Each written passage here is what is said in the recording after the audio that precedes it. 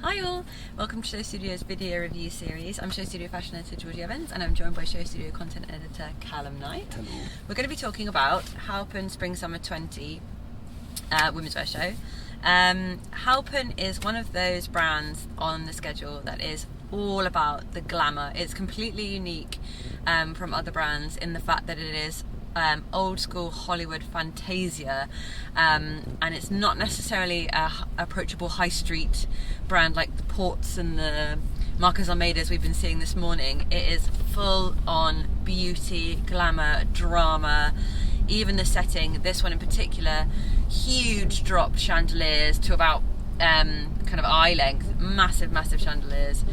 Always an amazing grand location, and the beauty of Halpern is the sequins. The only other person I can think of that does sequins quite like this is Ashish, but Michael Halpern does them in the way where they just fit the body so beautifully. They're really languid, and in particular this collection, I feel like Halpern's had a little bit of a up and down time over the past 2 or 3 seasons. I think it was 3 seasons back, there was lots of kind of arty sequin prints, and a lot of people didn't quite like that. It was quite a jarring collection, and then last season for the autumn winter things started to get a little smoother, bright colours, beautiful makeup, amazing casting, lots of stunning POC models, and this collection was very much a continuation of last season, but even more elegant and beautiful. And I'm really going to use the word languid a lot because, as you can see on the invitation, there's this oceanic wave, and the first couple of looks were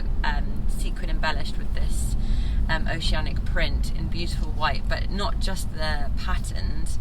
It was all about the shape and the way these beautiful ball gown dresses kind of hit the body.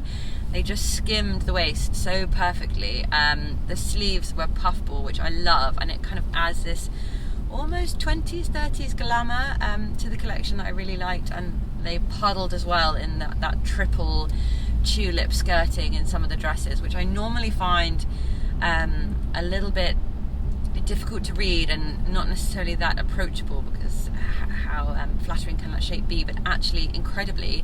And then again, when you've got that layer of sequins, so the sequins are so flat and beautiful that you can kind of barely tell they're sequins until they come past and they catch that gleam of the chandelier, which is what I like. I think it's that kind of seamless effortlessness in this room full of grand flamboyantness.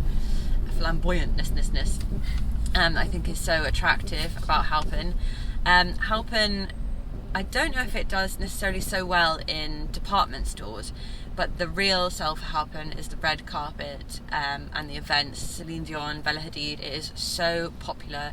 Georgia Smith did her Glastonbury performance in Halpern. It's so popular because it's got that real pizzazz, glamour element to it. He does mini dresses as well as floor length ball gowns. It's perfect for every occasion, but because they fit so beautifully and they have just the right amount of look at me factor, I think they're being snatched up by celebrity stylists left, right and centre. Because of that also, the price point is exceptionally high, as you can imagine, with the beading, and so I have a few little bugbears because the price point is crazy high, but some of the dresses had exposed zips down the side, and some of the leopard print dresses as well I found quite jarring amongst the sequins. So you have a lot of really long flowing sequin dresses, or even sequin miniskirts that have these amazing wild kind of shoulders that again feels a little bit 80s. There's lots of different eras being called upon here, but then slightly leopard print puff-bally dresses that aren't sequins, and some gold lame as well, which I honestly think the collection could have done without. I would be happy if Halpern went back to doing strictly sequins everything. I also thought the Louboutin mules were really brilliant. So yeah, a little bit of a mixed bag for me.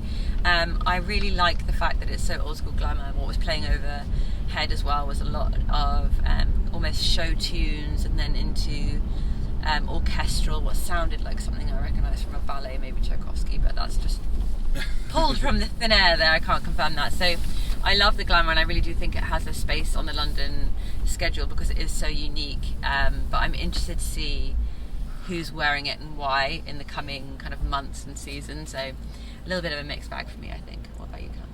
I mean, I normally agree with you on Halpern and where we stand on it. However, I thought there was such a great playoff between ultimate kind of classical glamour and really bad taste, and I think that's the thing that, you know, can sometimes jar people in his collections, is where do you take that? And he's a young designer that's still learning, but I thought this had the perfect balance, you know, like the leopard print tights with the matching print shoes under this like huge sequin thing.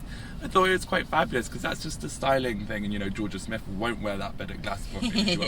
But you know, that will get played around with and the collection will be interpreted, but just as the first presentation, as he knows that it's going to be picked up by stylists, red carpet and that, I thought this was such a fun way of showing stuff that's typically quite stuffy. I mean, he's not, but you know, we walked into a huge ballroom and there was chandeliers, you know, it's very easy to get super kind of uppity. Yeah. And I loved the kind of whimsy of it all. And you know, I was here, you know, I'm here for it.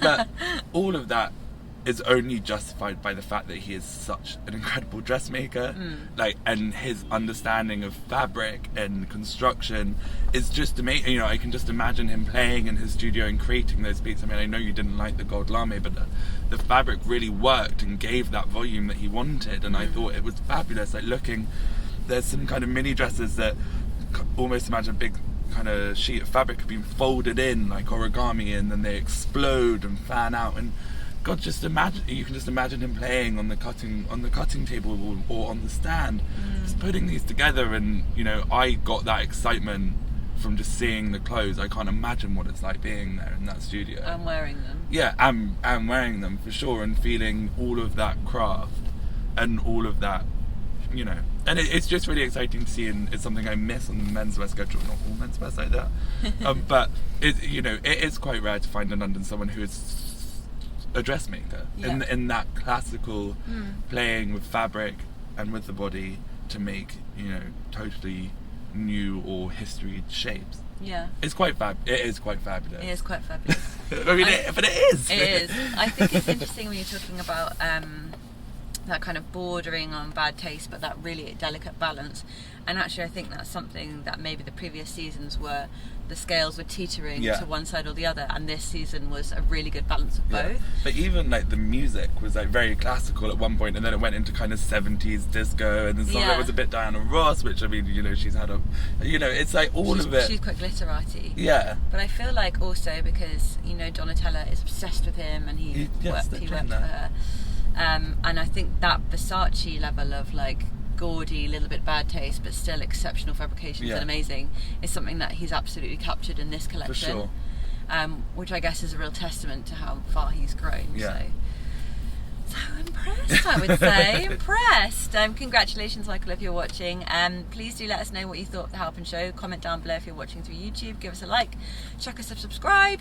And if you aren't watching on YouTube, if you are watching on YouTube, terribly sorry, visit SHOWstudio so you can see this lovely review alongside all of Michael Halpern's fantastic designs. We'll see you very soon.